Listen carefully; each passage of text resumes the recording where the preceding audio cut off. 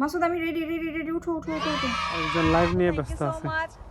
আমি নিশাত খুশবু হাজির হয়ে গেলাম নতুন একটি ভ্লগ নিয়ে। আজকে আমি শেয়ার করব আজকে সারাদিন আমি আর মাসুদ কি করবো, বিকজ আজকে আমার এবং মাসুদের আমাদের দুজনেরই একসাথে ডে অফ। সো আমরা একসাথে নাস্তা বানাবো, নাস্তা করব, লাঞ্চ করব, ঘুরতে যাব। সো আজকের ব্লগটা যদি দেখতে চান কিপ অন ওয়াচিং। আজকে যেহেতু আমরা দুজনেই বাসায় আছি, সো আমি ভাবতেছি নাস্তার জন্য স্পেশাল কিছু রান্না করব। সো আমি আজকে এই গরুর মগজ রান্না করব, মগজ ভুনা করব, সেই সাথে পরোটা। এটা আমার খুব পছন্দের একটা নাস্তা। সো আজকে আমি এই মগজ ভুনার রেসিপিটা তোমাদের সাথে প্রথমেই শেয়ার করে নিচ্ছি। সো এখানে একটা মগজই আছে। সো আমি প্রথমেই কি করব, এটা ক্লিন করে নিব। ক্লিন করার জন্য আমি বেশ কিছুক্ষণ ফ্রিজ থেকে বের করে পানিতে ভিজিয়ে রেখেছিলাম। বেসিক্যালি এখানে যে লাল লাল ব্লাডগুলো বা ভেইনগুলো দেখা যাচ্ছে, এগুলো টেনে টেনে নখ দিয়ে চিমটা দিয়ে দিয়ে এইভাবে তুলে ফেলতে হবে। আর সাথে এই ভেইনটা যখন আমি উঠাবো, সাথে উপরে একটা খুব পাতলা লেয়ারের মতো স্কিন আছে, এই স্কিনটা উঠে আসবে। এই যে এইভাবে হালকা করে টান দিলে এই ভেইনগুলো উঠে আসতেছে। এই যে দেখেন এই ভেইনগুলো, এগুলো খুবই ছোট ছোট। আর সাথে এরকম সাদা কিছু অংশ থাকে, এগুলো আমি রান্না করবো না, এগুলো ফেলে দিব। এগুলো হয়তো অনেকে রান্না করেন, বাট আমি আমার বাসায় দেখেছি যে এগুলো ফেলে দেয়। সো আমি এই বড় যে সাদা অংশগুলো, এগুলো আসলে ফেলে দিব, এগুলো ব্যবহার করব না। কিন্তু আমি এখান থেকে এই মগজের এই পুরো অংশটাই নিব, কিন্তু এই ভেইনগুলো এরকম নখ দিয়ে টেনে টেনে তুলে ফেলবো এবং সেই সাথে স্কিনটাও তুলে ফেলবো। আমরা রেস্টুরেন্টে যখন মগজ ভুনা খাই, যে দেখি মগজে অনেক তেল থাকে, আসলে একটু বেশি তেল দিয়ে মগজ ভুনা করতে হয়। সো আমি এখানে একটু তেল দিয়ে নিয়েছি, সেই সাথে এখানে গরম মশলা দিব। আমি এলাচ, দারচিনি, লবঙ্গ আর কিছুটা গোলমরিচ নিয়ে নিয়েছি, আস্ত গোলমরিচ। সো আমি এখন এখানে দিয়ে দিচ্ছি। আমার গরম মশলাগুলো একটু ভাজা হয়ে গিয়েছে আর কি, গরম হয়ে এসেছে। এখানে আমি এখন এক বাটি পেঁয়াজ দিয়ে দিচ্ছি। এখানে প্রায় আমি আড়াইটার মতন পেঁয়াজ কেটে নিয়েছি। মগজ ভুনাতে পেঁয়াজ একটু বেশি দিতে হয়, বা আরেকটু বড় করে কাটলে ভালো হয়। আমি বেশি ছোট ছোট করে কেটে ফেলেছি, কিন্তু আমি অনিয়ন কাটারে কেটেছি, তাই বেশি ছোট হয়ে গিয়েছে। তো এখন আমি পেঁয়াজটা লাল হয়ে না আসা পর্যন্ত অপেক্ষা করব। পেঁয়াজ ভাজা হতে হতে এই পর্যায়ে আমি দিয়ে দিচ্ছি আদা রসুনের পেস্ট, এটা ফ্রোজেন। পেঁয়াজ ভাজা হতে হতে এটাও সাথে সাথে গলে আসবে। জেনারেলি আমি সবসময় গরুর মগজ মশলা ভালো করে কষিয়ে তারপর রান্না করি, বাট আজকে আমি একটু অন্যভাবে রান্না করব। তাই আমি এখানে নিয়ে নিয়েছি 1 চামচের মতন ধনিয়া গুঁড়ো, আধা চামচের মতন জিরার গুঁড়ো, আধা চামচের মতন লাল মরিচের গুঁড়ো, এখানে আছে আধা চামচের মতন হলুদের গুঁড়ো, এবং এখানে আছে 1/4 টিস্পুনের মতন ব্ল্যাক পেপার আর কি, গোলমরিচের গুঁড়া। সো আমি এই সব মশলাগুলো এখন এই মগজের মধ্যে দিয়ে দিচ্ছি। এখন আমি ভালো করে হাত দিয়ে মাখিয়ে নেব, এটা আর কি ম্যারিনেট করে নেব। খুব ভালো করে ম্যারিনেট করে নিতে হবে, যেন পুরো মগজটার মধ্যে মশলাগুলো মাখিয়ে যায় ভালো করে। আচ্ছা, মশলা মাখানোর আগে কিন্তু আমি ভালো করে মগজটা ক্লিন করে ধুয়ে নিয়েছিলাম। সো এদিকে আমার পেঁয়াজটা ভাজা হচ্ছে। এরপর আমি দিচ্ছি স্বাদ মতন লবণ। ম্যারিনেট করা মগজটাও আমি এখন এখানে ঢেলে দেব। আমি তো ম্যারিনেট করে বেশি সময় রাখতে পারিনি, আপনারা যদি পারেন তাহলে ম্যারিনেট করে অ্যাটলিস্ট হাফ অ্যান আওয়ার রাখার চেষ্টা করবেন, তাহলে মগজের ভিতরে আসলে মশলাটা খুব সুন্দর করে ঢুকবে এবং আমার মনে হয় খেতেও বেশি মজা হবে। সো এখন আমি এটা মোটামুটি মিডিয়াম ফ্লেমে ভালো করে কষিয়ে নেব। আপনারা দেখতে পাচ্ছেন যে মগজ থেকে তেল উঠেছে, তেল ভেসে উঠেছে। এরপর যে আমি একটু পানি দিয়ে দেব। এখানে আমি একটু গরম পানি দিয়ে দিচ্ছি, বেশি পানি দিব না, যেহেতু মগজটা ভুনা ভুনা থাকবে আর মগজ সিদ্ধ হতে বেশি সময় লাগে না। ফ্লেভারের জন্য আমি কয়েকটা কাঁচামরিচ দিয়ে দিলাম। এখন আমি ঢাকনা দিয়ে দিচ্ছি। সি দিস কিউট কিউট কিউকাম্বারস, এগুলো আমার খুবই পছন্দ এবং খেতে খুবই মজা। গতকালকে আমি যখন গ্রসারি শপিংয়ে গিয়েছিলাম, এটা দেখেই আমাকে মনে হয়েছে যে এটা আমার লাগবে। সো আমি বাসায় এসে প্রথমে ধুয়ে ফ্রিজে রেখেছি ডিসইনফেক্টিং করার জন্য। সো এখন আমি এটা খাবো, রান্না করতে করতে ধুয়ে নিব আগে। ট্রাস্ট মি, এই শশাগুলো হচ্ছে আমার দেখা সবচেয়ে কিউট শশা এবং খেতে সবচেয়ে বেশি মজা।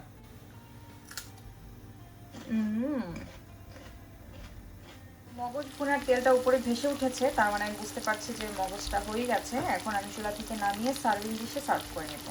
সো এই তো রেডি হয়ে গেল আমার মগজ ভুনা। এখন আপনারা এই মগজ ভুনা পরোটা দিয়ে, রুটি দিয়ে, ভাত দিয়ে বা পোলাও দিয়ে, যে কোনো কিছু দিয়ে আপনারা সার্ভ করতে পারেন। সব কিছু দিয়েই মজা লাগে আমার মগজ ভুনা। ট্রাই করো তুমি, ট্রাই করে যাও। আমার জন্য তোমার দিছো না? হ্যাঁ ও গরম। গরম আছে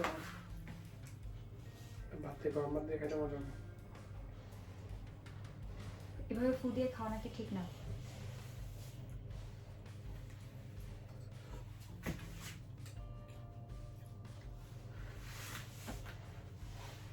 জানার মতো হয়েছে। আসলে খুব মজা হয়েছে। আমরা একটু দাও।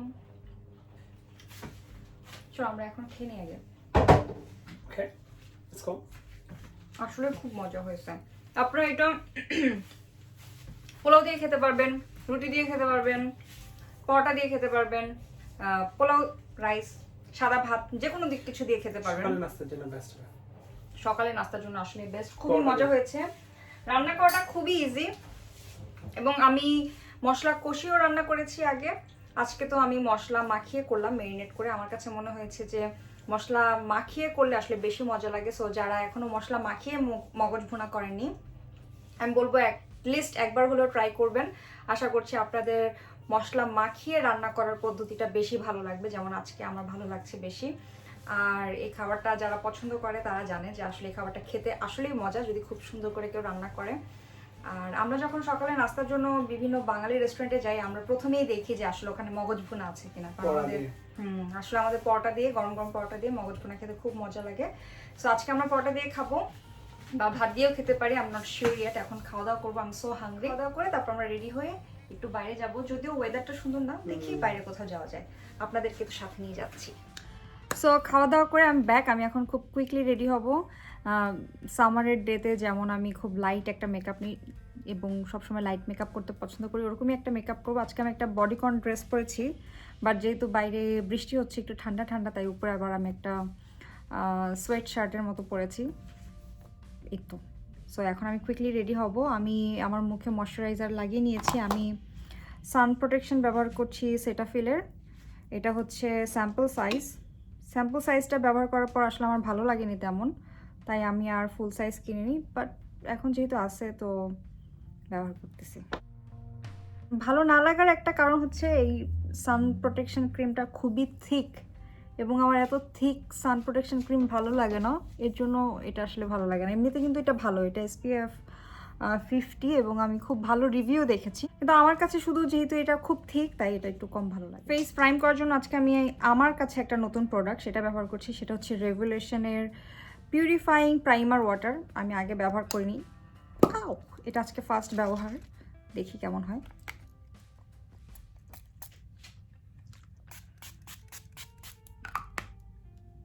ওয়েট করি কিছুক্ষণ। এটা স্মেলটা হচ্ছে গিয়ে অনেকটা, মাসুদ এটা স্মেলটা কেমন বলতো? দেখো তো কেমন পাতা পাতা গন্ধ, লিফ লিফ স্মেল, ফ্রেশ, তাই না? কিসের মতন? আমি ফাইনালি রিয়েলাইজ করতে পারছি এটা স্মেলটা হচ্ছে স্যান্ডেলউডের মতন। কাঠ চন্দন লাগানোর পরে মুখ থেকে যেমন একটা স্মেল আসে, এটা লাগানোর পর তেমন স্মেল আসতেছে। সো আমি আজকে ফাউন্ডেশন ব্যবহার করছি নিক্সের বর্ন টু গ্লো, যেহেতু আমার ড্রাই স্কিন তাই আমি এটা আজকে ব্যবহার করছি। এটা আমার শেড হচ্ছে গিয়ে বেজ, ট্রু বেজ। সো আমি আজকে মেকআপটা খুব তাড়াতাড়ি করব যেহেতু আমাদের বাইরে যেতে হবে। আমি জানি না ক্যামেরায় বোঝা যাচ্ছে কিনা, বাট আমার কাছে মনে হচ্ছে এই শেডটা আমার চেয়ে এক শেড ডার্ক, ব্লেন্ড করার পর ডার্ক লাগতেছে এখানে। সো এটা যদি অক্সিডাইজ করে একদম আমার চেহারার কালার চেঞ্জ হয়ে যাবে। ফাউন্ডেশনটা কিন্তু খুব ভালো, একদম স্কিন ফিনিশ দিয়েছে। আমি একটা লেয়ারই ব্যবহার করেছি এবং খুব সুন্দর করে ব্লেন্ড হয়ে গেছে। যাই হোক, আমার এত ভালো করে আজকে ব্লেন্ড করার সময় নেই। আমি আজকে একটা কনসিলার ব্যবহার করছি। কনসিলারটা হচ্ছে রেভুলেশনের কনসিল অ্যান্ড ফিক্স। এটাও আজকে আমি ফার্স্ট ব্যবহার করব, জানি না কেমন। ও এটা অনেক থিক, লাইক বাংলাদেশে যেমন পেন স্টিক ব্যবহার করে ওরকম, খুবই থিক।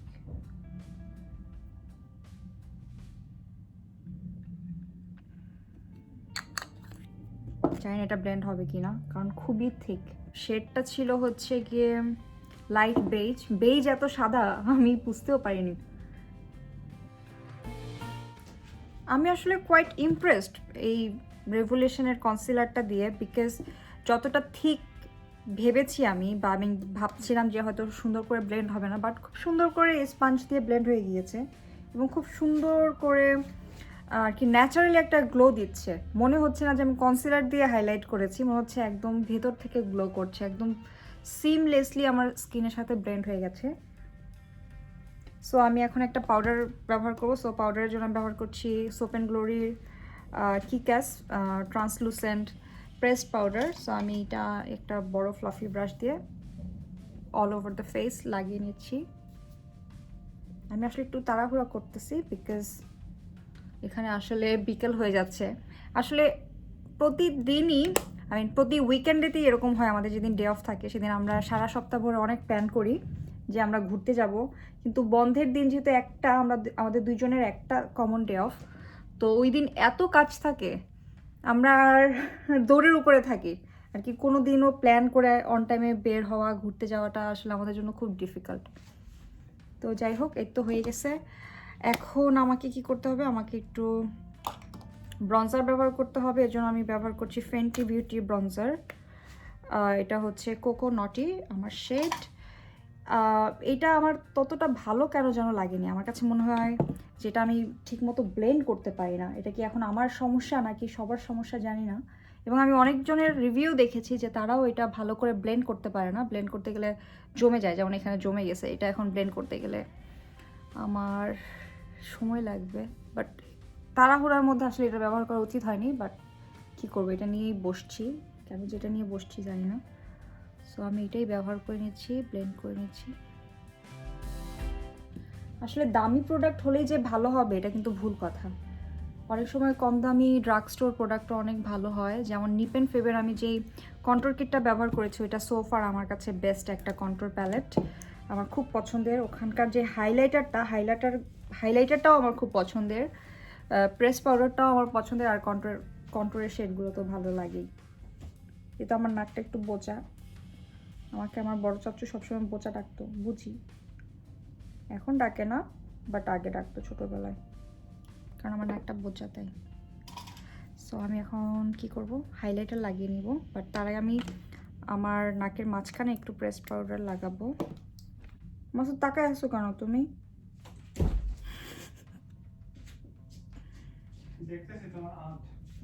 আর্ট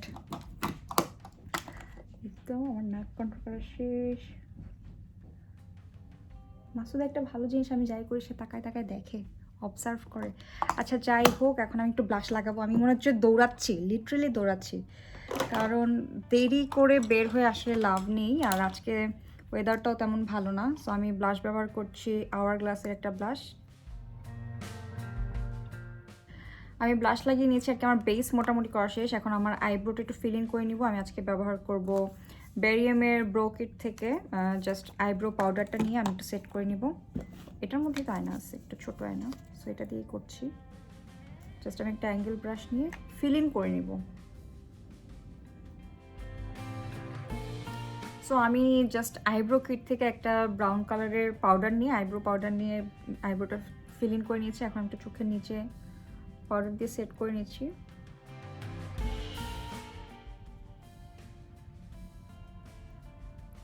আমি কোনো আই মেকআপ করবো না যেহেতু এখন সময় নেই। তো আমি ব্রঞ্জার থেকেই একটু ট্রানজিশন কালার হিসেবে নিয়ে নিচ্ছি যাতে করে চোখটা বেশি ফ্যাকাশে না লাগে, তাই।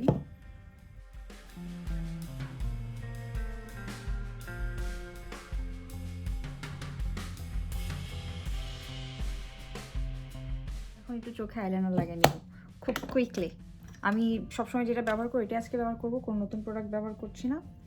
আমি খুব ছোট উইং দিয়ে আইলাইনার লাগিয়ে নিয়েছি। এখন আমি মাস্কারা ব্যবহার করছি, আমার নিউ ফেভারিট মেবিলিনের মাস্কারা, এটা ব্যবহার করছি। আমি জেনারেলি না পারতে কখনো ফলস ল্যাশ ব্যবহার করি না। ফলস জিনিস কেন যেন ব্যবহার করা আমার একটু অ্যালার্জি আছে। For example false nail, false ল্যাশ।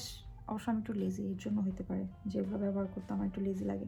ইনফ্যাক্ট আমি যখন কোনো শ্যুটেও যাই, শ্যুটে গেলেও আমি এমনিতেই আইল্যাশ ব্যবহার না করে এমনিতেই আইল্যাশ নিয়ে চলবে, আমার নিজের আইল্যাশ নিয়ে। দেখতে অতটা বেশি ভালো লাগে না, বাট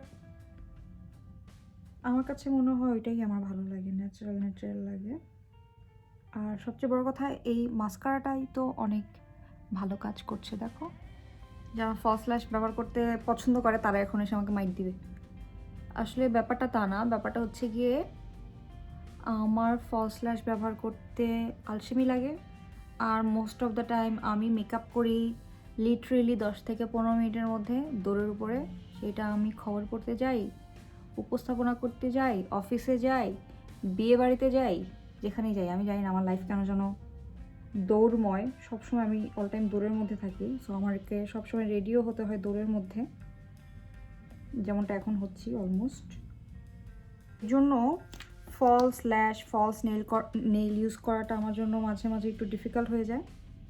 বাট যখন নেইল এক্সটেনশন করা থাকে তখন তো আলাদা কথা, বাট ওইটাও খুব স্পেশাল ইভেন্ট ছাড়া করা হয় না আমার ক্ষেত্রে।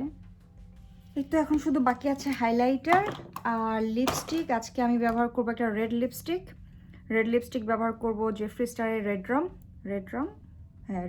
আর হাইলাইটার ব্যবহার করব বেকার champagne pop, very popular and common. So এটা ব্যবহার করছি।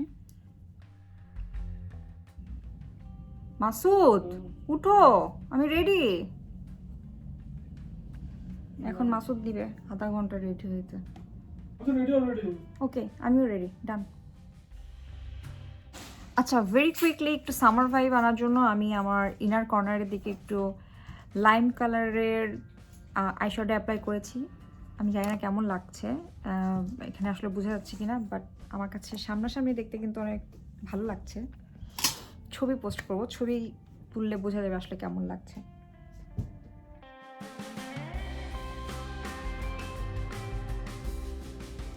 সো ফাইনালি আমরা রেডি হয়ে বের হয়েছি, এবং গুড নিউজ ইজ এখন সূর্য উঠছে আবার। সকাল থেকে বৃষ্টি হচ্ছিল, সো আমার মনটা ভালো হয়ে গেছে। তো ফাইনালি আমরা যাচ্ছি। আর আমি সকাল থেকে এত ব্যস্ত ছিলাম, আমি মাসুদকে জিজ্ঞাসা করি নাই আসলে আজকে আমরা কোথায় যাচ্ছি। মাসুদ, আমরা কোথায় যাচ্ছি? আমরা আছি প্যারিস্টাম। এটা কি? এটা ওয়ে ব্রিজের ওখানে একটা ফুড পিকিং এর জন্য। ওকে, সো আমরা এখন ফুড পিকিং এর জন্য যাচ্ছি। সো এটার নির্দিষ্ট টাইম আছে না? 6:30 ক্লাস। এখন বাজে প্রায় 3:30টার বেশি, 3:30টার বেশি তো বাজে না। জানি না আসলে আমরা কখন পৌঁছতে পারবো। সো লেটস সি যে আসলে আমরা আজকে ফুড পিক করতে পারি কিনা, তাহলে তো আপনাদের সাথে শেয়ার করতে পারবো যে কিভাবে আমরা ফ্রুট পিক করছি। চলে আসছি, আমাদের কাছে আছে আর মাত্র 40 মিনিটসের মধ্যে তাই ক্লোজ হয়ে যাবে। বাট লেটস সি যে আসলে এই 40 মিনিটসটা আমরা এখানে নাকি এখানে কিভাবে ইউটিলাইজ করতে পারি। বাট বাইরে কিন্তু অনেক উইন্ডি, মাসুদ ঠান্ডা লাগবে মনে হচ্ছে। ওই যে সবাই স্ট্রবেরি হাতে করে বের হচ্ছে, আমিও স্ট্রবেরি নিব। মাসুদ এখানে আসো। সো ফাইনালি আমরা চলে আসছি। এখন আসলে এখানে বাতাস, তাই ঠান্ডা লাগতেছে আমার। হ্যাঁ, উইন্ডি। এর আগে যখন আমরা ফ্রুট পিকিংয়ে গিয়েছিলাম, আমি আমার ছোটো চাচুকে নিয়ে গেছিলাম। আমার ছোটো চাচু আসছিল সুইজারল্যান্ড থেকে আমাদেরকে দেখার জন্য। আজকে আমার কাকুর কথা অনেক মনে পড়ছে, আমি মিসিং হিম।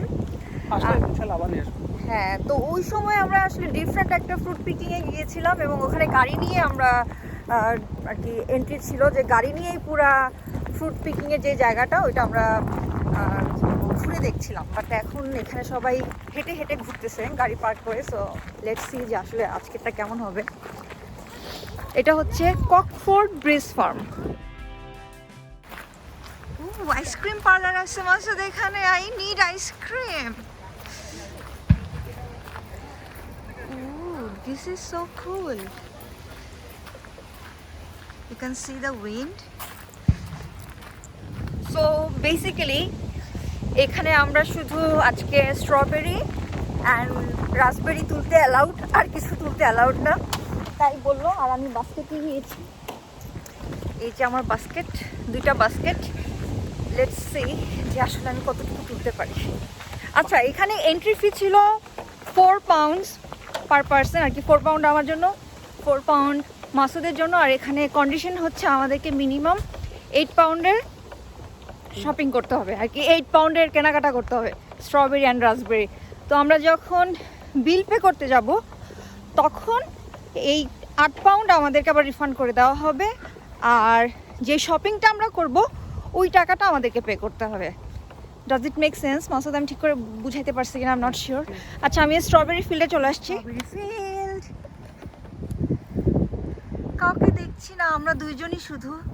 তুমি যেখানে আমি সেখানে, ব্যাকগ্রাউন্ড মিউজিক দিচ্ছি আমি। Tend to see strawberry, এটা হচ্ছে কাঁচা স্ট্রবেরি, আর এই হচ্ছে পাকা, না পাকছে, অলমোস্ট পাকা। এই যে পাকা strawberry. Hey Masood, what are you doing? Strawberry নিচ্ছি বাসার জন্য। দেখি দেখি তো তোমার স্ট্রবেরি বাস্কেটে কি কি আছে। এগুলো খাইতে অনেক মজা হবে। না না, এখানে তো খাওয়া অ্যালাউড না, তো আমরা খাচ্ছি না। পাচ্ছে না, আবার এসে গালিগালাজ করে বকাঝকা করা শুরু করে। হচ্ছে স্ট্রবেরি। আমার অসম্ভব ঠান্ডা লাগতেছে। ও ওখানে দুই একজন দেখ। এখন আমরা তুলবো রাসবেরি। রাসবেরি হচ্ছে এখানে, এই যে এটা লাল হয়েছে, তার মানে এটা পাকছে, এগুলো কাঁচা এখনো। এই হচ্ছে রাসবেরি ফিল্ড। রাসবেরি কিন্তু আমার ভীষণ পছন্দের। এখানে এসে ফ্রুট তোলা, দেখা, এটা আসলে অনেক বেশি মজার। ওই যে মাসুদ ওখানে চলে গেছে। সো এখন 6টা বাজার, আর মাত্র 3 মিনিট বাকি আছে। সো আমরা এখন চলে যাচ্ছি আমাদের ফ্রুট পিকিং শেষ করে। আমরা রাসবেরি তুলতে পারিনি, বিকজ রাসবেরি আসলে এখানে তেমন ভালো ছিল না, পাকেও নেই। আমি একটা জাস্ট লুকিয়ে খেয়ে ট্রাই করেছিলাম যে আসলে কোয়ালিটি কেমন। কোয়ালিটিটা তেমন ভালো না, বাট স্ট্রবেরিগুলা দেখে মনে হচ্ছে অনেক মজা হবে, টেস্ট হবে, এবং আমি আরেকটা লুকিয়ে খেয়েছি। কি স্ট্রবেরি? মজা ছিল। হ্যাঁ, স্ট্রবেরিটা আমি একটা খেয়েছি। এখানে আসলে খাওয়া নিষেধ ফিল্ডের মধ্যে এসে, বাট আমি একটা লুকিয়ে স্ট্রবেরি খেয়েছি, একটা রাসবেরি খেয়েছি। আমি কিন্তু প্রমোট করছি না, যারা আসবেন তারা কিন্তু লুকিয়ে খাবেন না অবশ্যই। আমার মতো দুষ্টুমি করবেন না, কারণ খেলে বালি বালি লাগে। না ধুয়ে ক্ষেতের জিনিস খাইলে যেটা হয় আর কি। সো যাই হোক, আমি তাড়াহুড়া করতেছি কারণ বাইরে একটা আইসক্রিম পার্লার আছে, আর ওই আইসক্রিম পার্লার থেকে আমার আইসক্রিম খাওয়ার জন্য জানটা এখন ছটফট ছটফট করতেছে। মাসুদ তাড়াতাড়ি আসো। আর ফ্রুট পিকিং আসলে আজকে আমি করি নাই, মাসুদি পুরোটা করছে, বিকজ আমি আমার ফেসবুক পেজে লাইভে ছিলাম, সবার সাথে আমি শেয়ার করছিলাম এখানে কী কী আছে। সো এর জন্য আমি কিছু করি নাই। আর সবচেয়ে বড় কথা হচ্ছে আসলে আমাদের টাইমিংটা আজকে ঠিক হয় নাই, আমাদের আরও আগে আসা উচিত ছিল। বাট এনিওয়ে, খুব সাডেন একটা প্ল্যান করে আমরা এসেছি এখানে। এখানে বাচ্চাদের জন্য একটা পার্কের মতনও আছে,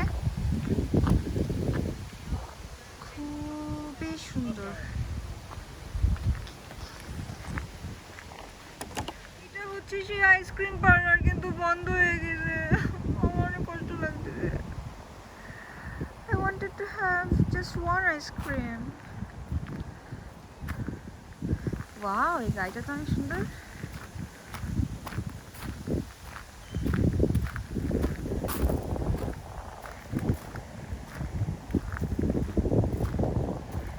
সুন্দর না গাড়িটা?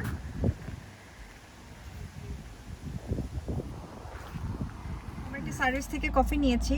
আমার কাছে মনে হচ্ছে পেন্ডিং এর পর এই প্রথম কফি খাচ্ছি না আমরা। চাওলা, হ্যাঁ বাইরে, আর আমরা চাওলাতে গিয়েছিলাম, চাওলা থেকে আমরা চা খেয়েছি, বাট কফি খাওয়া হয়নি। সো আজকে কত মাস পরে বোধহয় আমি কস্টা কফি খাচ্ছি। আমি মনে হয় লাস্ট কস্টা কফি খেয়েছিলাম মাসুদ এয়ারপোর্টে এসে, তাই না?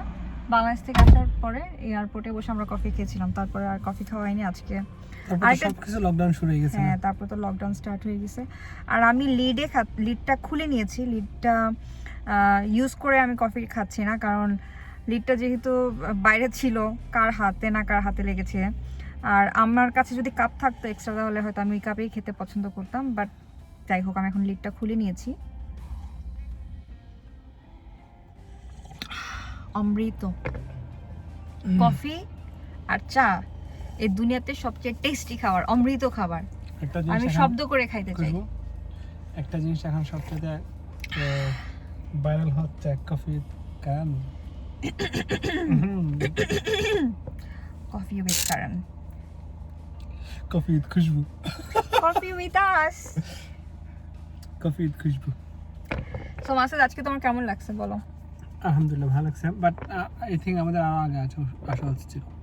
আমাদের আরো আগে আসা উচিত ছিল, পুরো টাইমিংটা আমরা ইউটিলাইজ করতে পারি না। বাট আমরা সকাল থেকে অনেক কাজ করছি। আসলে বেসিক্যালি আমাদের যেদিন ডে অফ থাকে সেই দিন আর কি শুনতে ডে অফ, আমরা ডেফিনেটলি আরেকবার যাব, বাট আমরা রোলার কোস্টার মতো দৌড়াইতে থাকি সকালবেলা ঘুম থেকে ওঠার পর থেকে।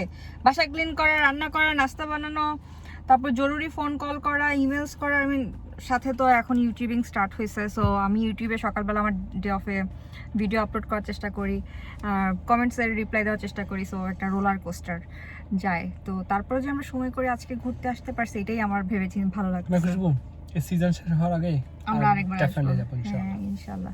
বাট আমার মন খারাপ, আমি তো আইসক্রিম খেতে পারলাম না। নেক্সট বার যখন আসবা তখন একটা আর্লি আসিও। সো আমি আগে এসে আইসক্রিম খাবো। ওকে, বাট আমরা তো নেক্সট টাইম এখানে আসবো না। মাসুদ চলো না আজকে আমরা একটা আইসক্রিম পার্লার খুঁজি এখন। ওকে, অন দ্য ওয়ে ইনশাআল্লাহ।